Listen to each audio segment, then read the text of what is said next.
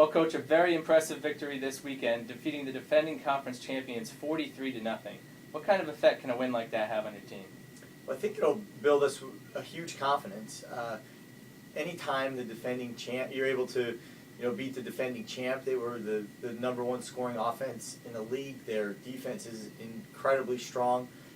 Everything about them is what we were and are aspiring to be, and we were really happy to come out of there with a victory like that. I think it's certainly confidence that we have been able to gain since then. Well, Coach, your offense has really been on a roll lately, averaging 42 points per game over your past two contests. Sophomore quarterback Stephen Wilkin has been a major factor in that success, throwing 7 touchdowns over his last 2 games. What can you say about his performance and his progression as a quarterback? I think offensively, period, I'm very, very impressed with the progressions that we have made. But at any level, if you have a quarterback making good decisions, taking care of the ball when we get into the red zone, not forcing passes, and the thing about Steven that's so great is that he is staying within our system. He's making the proper reads, but when it's time to run, that's actually where he gets even more dangerous for defenses. He's, incredible, footwork, his ability to evade, his speed, he's tough. He's just overall a very tough football player that has progressed enormously over the past year and a half. We're very, very pleased with his play. The whole offense in general, has done an excellent job.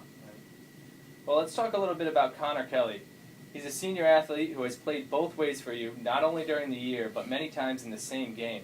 This past weekend, you lose your top 2 running backs due to injury, and Kelly jumps right into the starting role to rush for over 100 yards. How important is it to have a player like that in your program, and what kind of example does he set for your other athletes? I don't think Connor's the only one. I think that there's other guys that have done that and will continue to do that as the year progresses, but Connor is certainly right now the guy who's kind of gotten the most attention. A phenomenal job. I mean, just overall, the way we manage his reps in practice and a couple other guys between the offense and the defense is something that, is certainly a testament to our coaches and to these players. To the ability to handle, both sides of the ball is unbelievable. Connor certainly is the poster boy for that right now. But really, every game so far we've had a 100-yard rusher of the season. To have Richie and then have Dan and then have Connor step into that same role and be able to do that certainly speaks volumes about the offensive line. I think that you go straight across the board from, everybody that you're looking at there, from Adam to Danny to Floyd to Matt to Dakota. It's very, impressive what they've been able to do up to this point in time, and we need to continue to do that.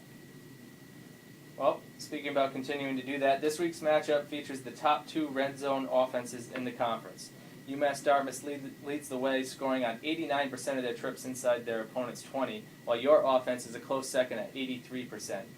Do you guys stress the importance of success in the red zone, both offensively and defensively?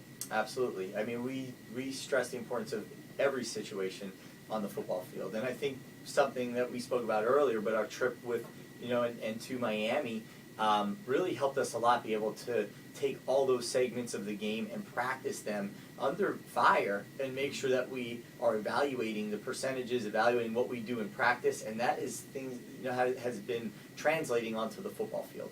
But offensively, we talked a lot about it, and earlier we threw a couple interceptions down in the red zone, and now we've been certainly clicking a little bit differently when we get into that scoring area, and we have to be able to convert. We got to be able to come away from there with points. Defensively, we will have our hands full because of exactly what you just said. They're the number 1 red zone offense in the conference. We got to get back to our ways in the red zone as well. We were the number 1 red zone defense in the country, a year or two ago, and certainly something that we got to get back on track with. So that will be a crucial point of this game, is what both teams do when they get in that scoring zone. All right, Coach. Well, good luck this weekend against UMass Dartmouth. All right, thanks. Appreciate it.